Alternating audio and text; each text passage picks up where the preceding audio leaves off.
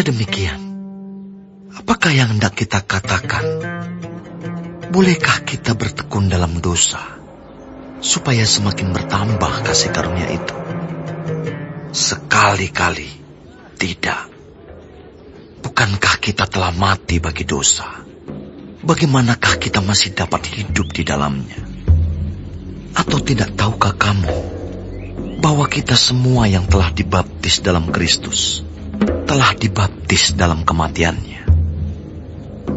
Dengan demikian, kita telah dikuburkan bersama-sama dengan Dia oleh baptisan dalam kematian, supaya sama seperti Kristus telah dibangkitkan dari antara orang mati oleh kemuliaan Bapa, demikian juga kita akan hidup dalam hidup yang baru. Sebab jika kita telah menjadi satu dengan apa yang sama dengan kematiannya, kita juga akan menjadi satu dengan apa yang sama dengan kebangkitannya. Karena kita tahu bahwa manusia lama kita telah turut disalibkan, supaya tubuh dosa kita hilang kuasanya, agar jangan kita menghambakan diri lagi kepada dosa. Sebab siapa yang telah mati, ia telah bebas dari dosa. Jadi jika kita telah mati dengan Kristus, kita percaya bahwa kita akan hidup juga dengan Dia.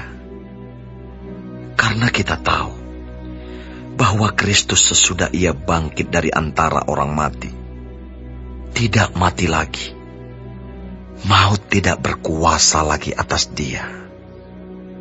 Sebab kematiannya adalah kematian terhadap dosa, satu kali dan untuk selama-lamanya. Dan kehidupannya adalah kehidupan bagi Allah. Demikianlah hendaknya kamu memandangnya, bahwa kamu telah mati bagi dosa, tetapi kamu hidup bagi Allah dalam Kristus Yesus. Sebab itu, hendaklah dosa jangan berkuasa lagi di dalam tubuhmu yang fana, supaya kamu jangan lagi menuruti keinginannya.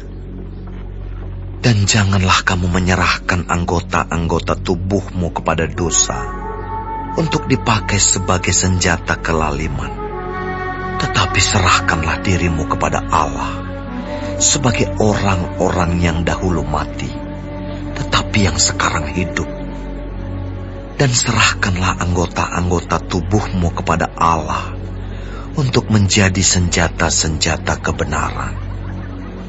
Sebab kamu tidak akan dikuasai lagi oleh dosa, karena kamu tidak berada di bawah hukum Taurat, tetapi di bawah kasih karunia. Jadi bagaimana? Apakah kita akan berbuat dosa karena kita tidak berada di bawah hukum Taurat, tetapi di bawah kasih karunia? Sekali-kali tidak.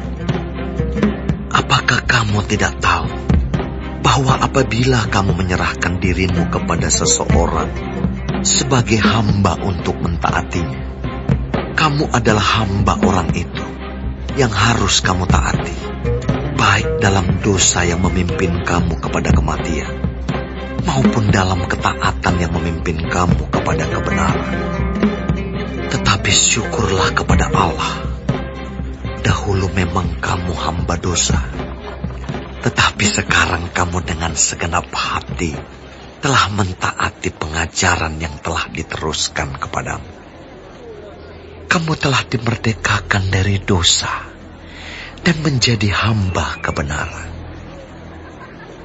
Aku mengatakan hal ini secara manusia karena kelemahan kamu. Sebab sama seperti kamu telah menyerahkan anggota-anggota tubuhmu menjadi hamba kecemaran dan kedurhakaan yang membawa kamu kepada kedurhakaan, demikian hal kamu sekarang harus menyerahkan anggota-anggota tubuhmu menjadi hamba kebenaran yang membawa kamu kepada pengudusan.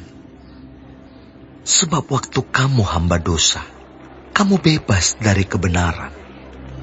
Dan buah apakah yang kamu petik daripadanya?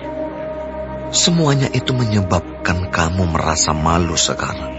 Karena kesudahan semuanya itu ialah kematian. Tetapi sekarang, setelah kamu dimerdekakan dari dosa, dan setelah kamu menjadi hamba Allah, kamu beroleh buah yang membawa kamu kepada pengudusan. Dan sebagai kesudahannya, ialah hidup yang kekal. Sebab upah dosa ialah maut, tetapi karunia Allah ialah hidup yang kekal dalam Kristus Yesus, Tuhan kita.